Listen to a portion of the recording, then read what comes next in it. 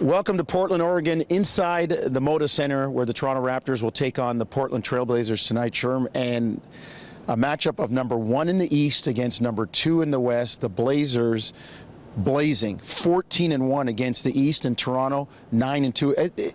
No matter where you put it, it's going to be a clash of titans tonight. Well, it is. I mean, the Raptors are coming into this building off of 2 wins on the road, and that's something that they've got to be very happy about and consider the attitude and the way they won those games. They've got to be confident hitting the floor right now. And again, we're going to see a Portland team that's very difficult on the perimeter. They shoot the ball extremely well. They have size. They just do a lot of things that make the game difficult to defend and score on. So the challenges keep coming, and the Raptors knew that this would happen on this road trip, but they've answered the call in the first 2 games, so you expect the same against Portland. You know, I think my brain got garbled there. 9-2 against the West, the Raptors, one of the great records of Eastern teams against West. But Sherm, it all starts in the backcourt. Both of these teams reliant heavily on perimeter play from their guards. You got Damian Lillard and Wesley Matthews on the other end. Kyle Lowry has met every challenge, but his running mate in the last game, Lou Williams, with a 30-plus point game, stepped up to the task. Yeah, Lou's been phenomenal. And you're talking about a guy who, in the absence of a DeMar DeRozan, where you need that scoring punch, I thought he answered a call at a crucial time for the Raptors. Second game of back-to-back against the Nuggets. He comes into the game, and he comes in with that mentality of impact. I'm going to make something happen. And we know he's a scorer, as you call him, a professional scorer.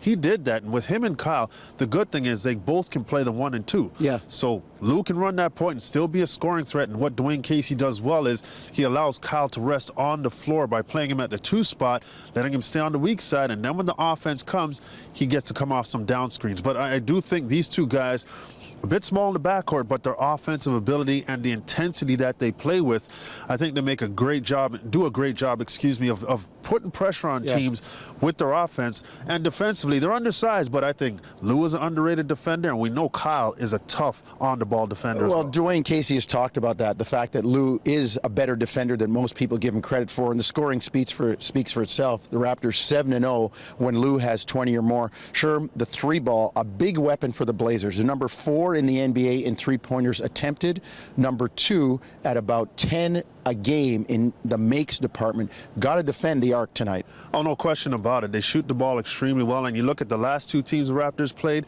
in terms of the Clippers and the Nuggets, those teams put pressure on you from the 3-point line as well. So I think this is going to be another challenge, and a lot of times you hear them talk about running those shooters off the 3-point line. Well, guess what? You run Damian Lillard off the 3-point line, he can attack the basket.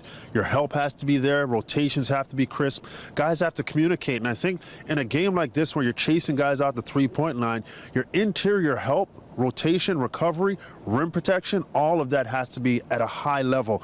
Jonas Valanciunas, Patrick Patterson, Amir Johnson, all these guys have to be ready to go and ready to help their perimeter guys if they're continuing to chase people off that 3-point line. Well, Wesley Matthews, one of the prolific 3-point shooters in the NBA, and we didn't even mention a guy, LaMarcus Aldridge. Well, we should mention him in the fact that he has an upper respiratory ailment and is probable for tonight's game.